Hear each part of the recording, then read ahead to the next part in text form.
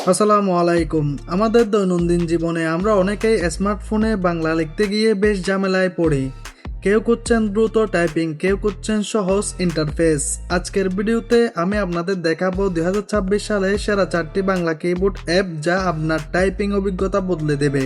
তো চলুন আর দেরি না করে মূল ভিডিওতে যাওয়া যাক। প্রথমেই আছে গুগল জি বোর্ড। এটি সবচেয়ে জনপ্রিয় এবং ভরসার নাম। এর ভয়েস টাইপিং ফিচারটি অসাধারণ, যা কথা বলে বাংলা লিখতে সাহায্য করে। যারা সিম্পল এবং ক্লিন কিবোর্ড পছন্দ করেন তাদের জন্য জি বোর্ড সেরা চয়েস। দ্বিতীয়ত রিদমিক। এই অ্যাপসটির ইন্টারফেস এবং ফ্রন্ট স্টাইল খুবই স্মার্ট। বিশেষ করে যারা ফোনে খুব দ্রুত বাংলা লিখতে চান তাদের জন্য রিদমিক এখন পর্যন্ত সেরা টুল। আমার পার্সোনাল ফেভারিট কিন্তু এটাই। তৃতীয়ত বর্ণ কিবোর্ড।